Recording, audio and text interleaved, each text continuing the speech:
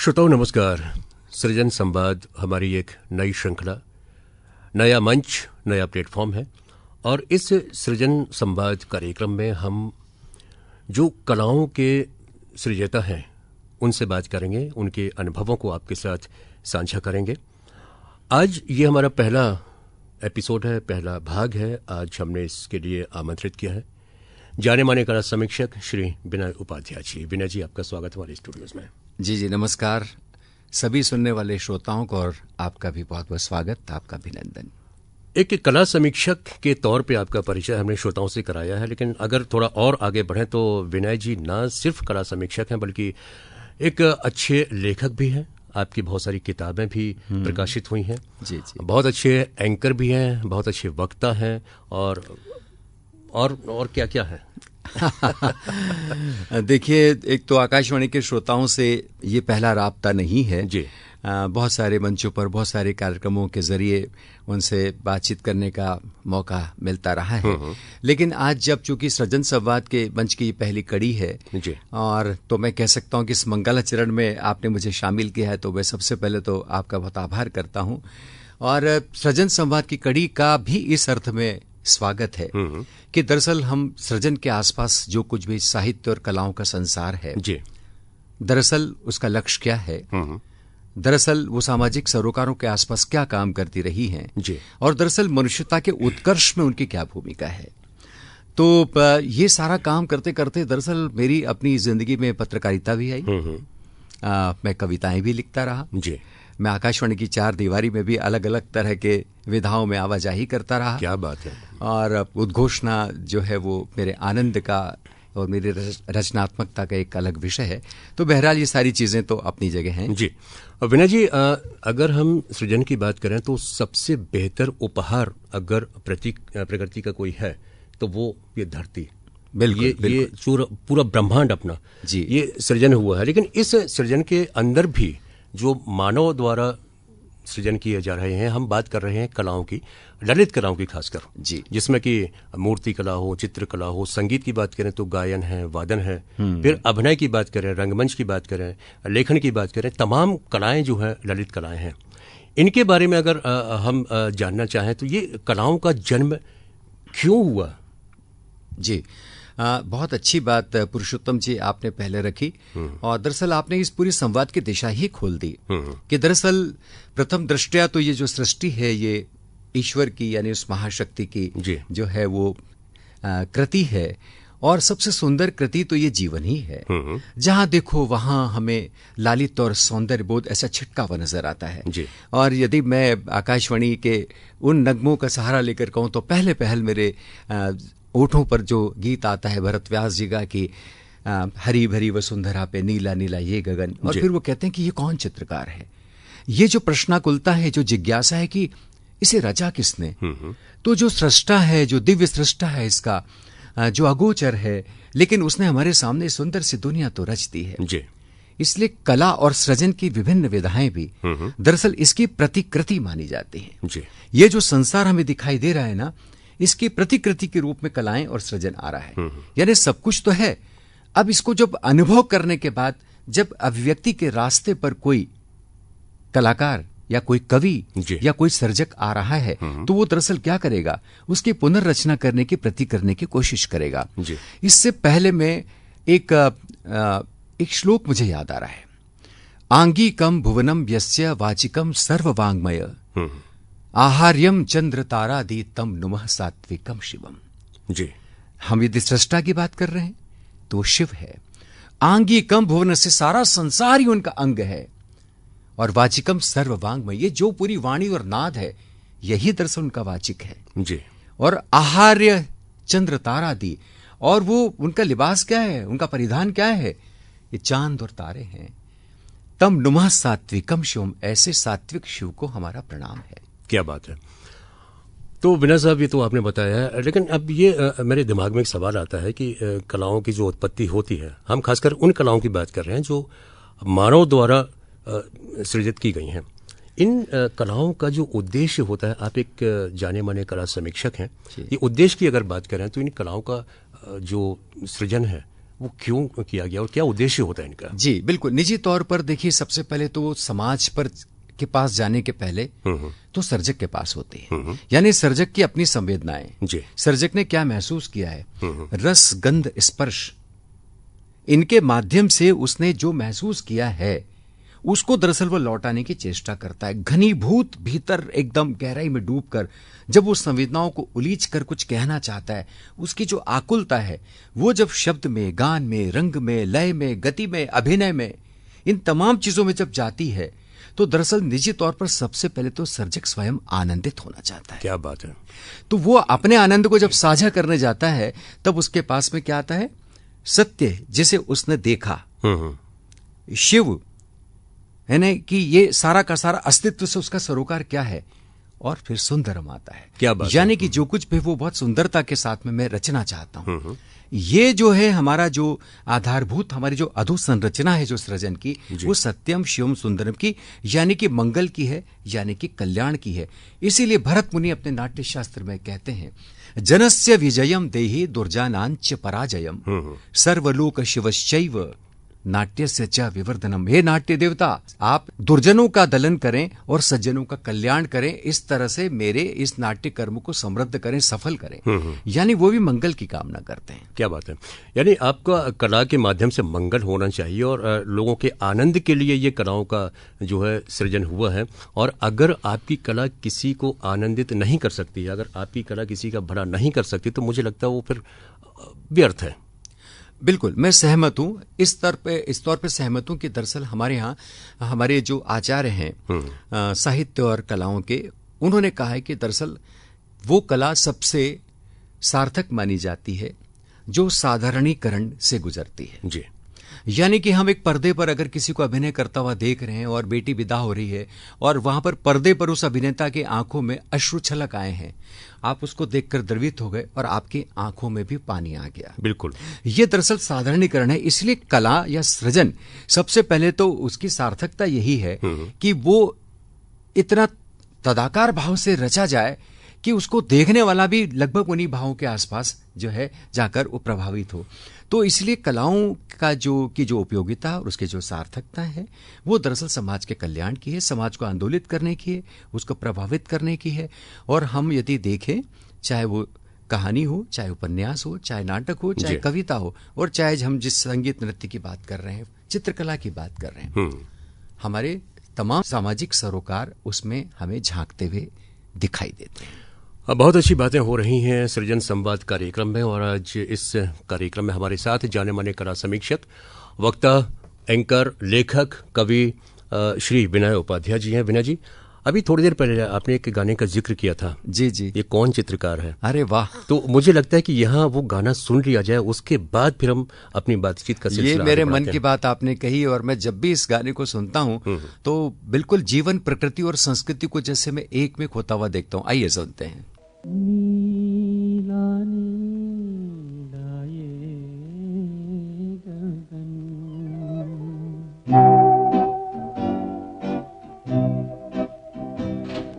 हरी हरी वसुंधरा पे नीला नीला ये गगन, कि जिसके बादलों की पालकी उड़ा रहा पवन। दिशाएं देखो रंग भरी, दिशाएं देखो रंग भरी, चमक रही उमंग भरी। ये किसने फूल फूल पे, ये किसने फूल फूल पे किया सिंगार है। ये कौन चित्रकार है, ये कौन चित्रकार, ये कौन चित्रकार है, ये कौन चित्रकार है, ये कौन चित्रकार।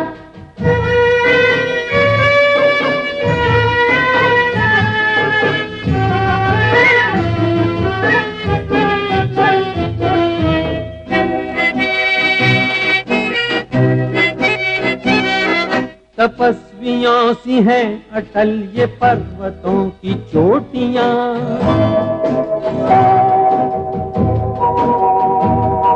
ये सर्प सी घुमेरदार घेरदार घाटियां,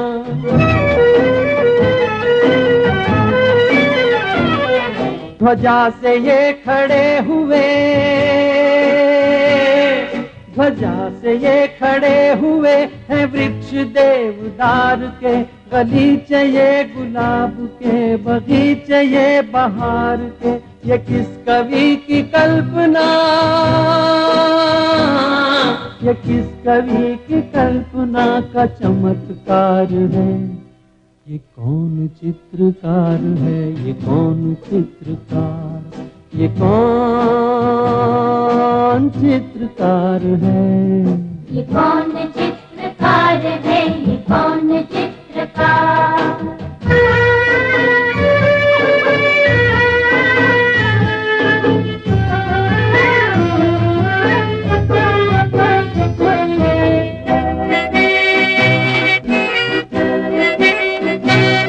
कुदरत की इस पवित्रता को तुम निहार लो,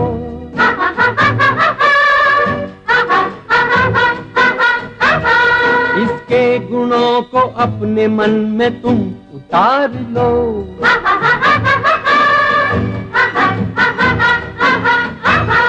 चमका लो आज लालिमा, चमका लो आज लालिमा अपने ललाट की, कण कण से झांकती तुम्हें छवि विराट की। अपनी तो आंख एक है, अपनी तो आंख एक है, उसकी हजार है। ये कौन चित्रकार है, ये कौन चित्रकार, ये कौन चित्रकार है, ये कौन चित्रकार है, ये कौन चित्रकार, ये कौन चित्रकार है, ये कौन चित्रकार। तो श्रोताओ, इस गीत के बाद पुनः आप सभी का स्वागत है और आज हमारे साथ स्टूडियोज में हैं श्री विनय उपाध्याय जी, जाने माने कला समीक्षक हैं, लेखक हैं, वक्ता हैं और काउंसलर भी हैं। बहुत सारे परिचय आपके हैं, पत्रकार भी हैं, आकाशवाणी से भी आपका जुड़ाव रहा है। कलाओं पर बात हो रही थी अभी हमारी गाना सुनने से पहले।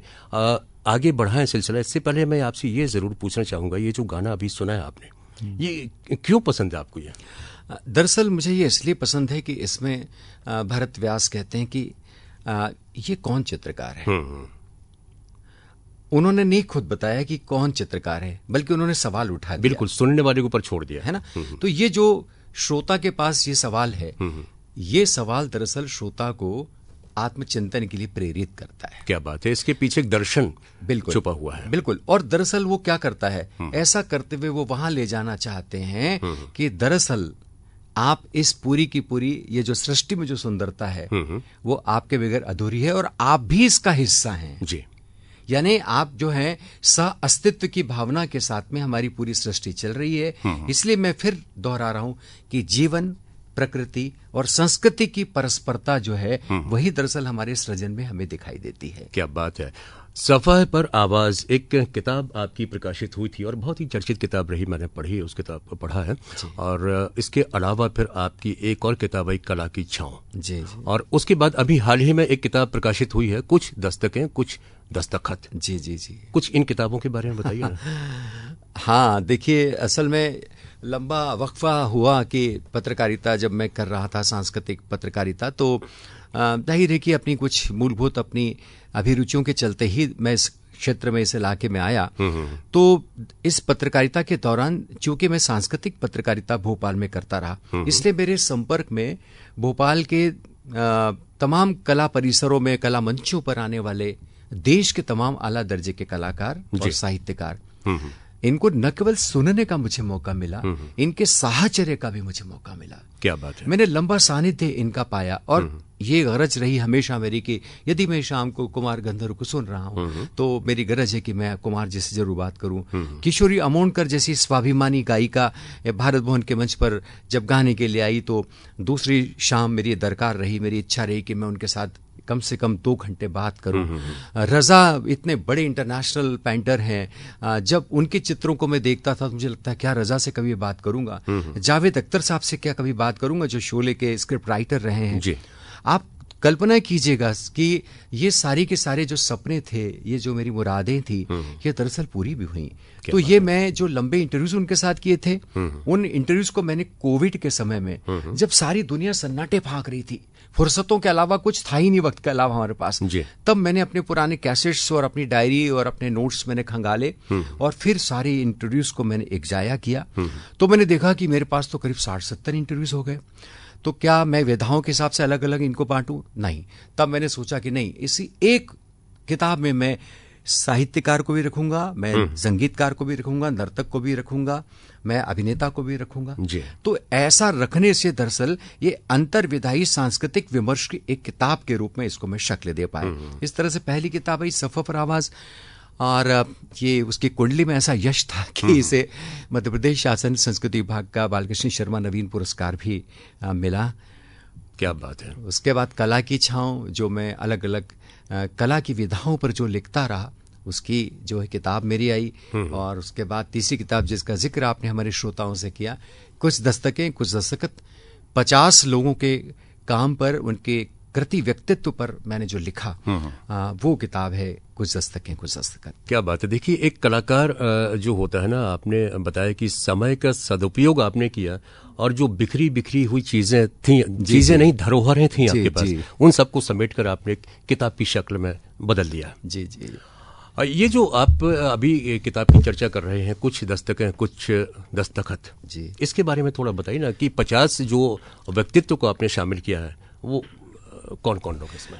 दरअसल इस मैं निजी तौर पर तो ये मानता हूं कि मेरे भीतर इन कलाकारों को लेकर जो भी स्मृतियां थीं, वो देखते सुनते हुए और उनकी सोहबत में जो मेरे पास ठहर गया, दरअसल उनको मैंने कागज पर उतारा। जी। आप यदि इस किताब के पहले पन्ने से आखिरी पन्ने तक होकर गुजरेंगे तो इसमें जाकिर हुसैन के साथ गुजारा हुआ मेरा वक्त भी है। इसमें कौशिकी चक्रवर्ती के साथ मेरे कॉन्सर्ट जो मैंने उद्घोषित की वो तो है, लेकिन उसके साथ उसका देखा हुआ, उसके साथ गुजारा हुआ वक्त और उनके संगीत को सुनकर जो इंप्रेशंस मन में आए वो भी है। लता जी का निधन हुआ तो मुझे 5 मिनट, सिर्फ 5 मिनट के नोटिस पर एक आर्टिकल लिखना था। न्यूज 18 का मैं ब्लॉगर हूं। तो वहां से एडिटर का फोन आया, विनय जी आपको पता है लता जी की डेथ हो गई? मैंने कहा हाँ मुझे भी पता चला। सर 5-7 मिनट हैं, जल्दी से पहला नोट जाना है और आपको लिखना है।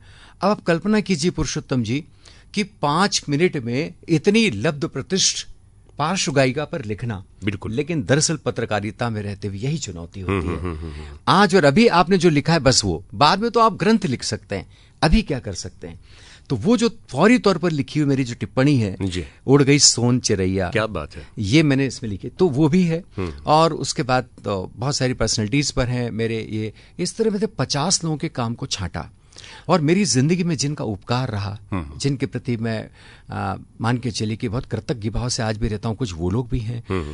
तो इस तरह से साहित्यकार, पत्रकार, समाज सेवी, आध्यात्मिक जगत से जुड़ी विभूतियां, इन तमाम लोगों के ऊपर जो भी मेरे मन में उमड़ा घुमड़ा वो मैंने इसमें लिखा।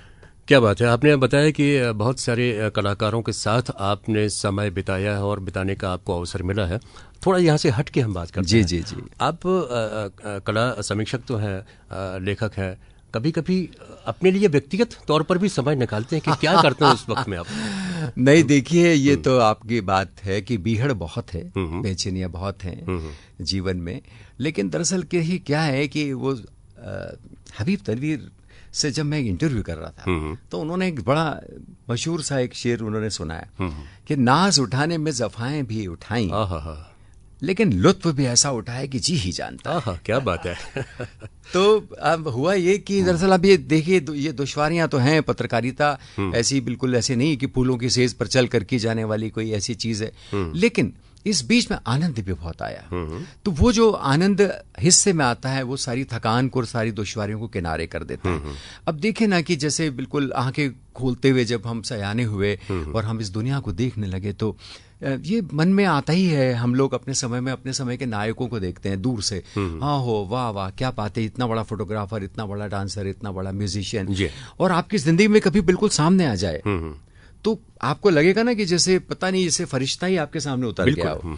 तो ऐसे मौके आए तो मैं तो बहुत ही सौभाग्यशाली अपने आप को मानता हूं कि मुझे ये मौके आए, और मैं अपना जो पेशा मैंने चुना, निश्चित रूप से उसके साथ जुड़ी हुई बहुत सारी अपने संघर्ष तो हैं ही हैं, और धीरज भी बहुत उसमें रखना पड़ता है। लेकिन फिर जब ये अवसर आए, मतलब आप सोचिए पुरुषोत्तम जी, आप भी आकाशवाणी की चार दीवारी में कई बार कितने बड़े कलाकारों से आप मुतासिर होते हैं, उनसे बात करते हैं, लेकिन आप सोच लीजिए कि पंडित हरिप्रसाद चौरसिया को मैं अपनी आवाज में पुकार रहा हूं और वो मंच पर नमूदार हो रहे हैं, या किशोर अमोनकर हैं, या जावेद अख्तर साहब हैं, या गुलजार साहब हैं। तो ये तो किसी सपने का हकीकत में बदलने की तरह है। बिल्कुल, आप बहुत ही सौभाग्यशाली हैं और ऐसे मौके आपको मिले हैं, और हम तो यही दुआ करेंगे, प्रार्थना करेंगे कि ऐसे मौके आपको मिलते रहें और आप अपनी जो क्षेत्र, अपने फील्ड में आगे बढ़ते रहें। वीणा जी, आपने समय निकाला और इतनी अच्छी बातचीत हुई, हमें लगता है कि हमारे श्रोताओं को जरूर पसंद आई होगी। अभी अपने सुनने वालों से कुछ और कहना चाहते हैं आप, या वो चीज जो मैं पूछ नहीं पाया और आप बताना चाहते हो? देखिए, एक शेर जो मैं अपने से जोड़कर कहता हूं कि मंजिल मिले ना मिले इसका गम नहीं, मंजिल की जुस्तजू में मेरा कारवां तो है। तो ये जो कारवां है, दैट इज इम्पोर्टेंट। रास्ते आवाज देते हैं, सफर जारी रखो। क्या बात है। तो रास्ते आवाज दें तो पीछे मत जाइए, आगे बढ़ते रहिए, क्योंकि मंजिल कहीं न कहीं मुंतजर है, वो आपका इंतजार कर रही है।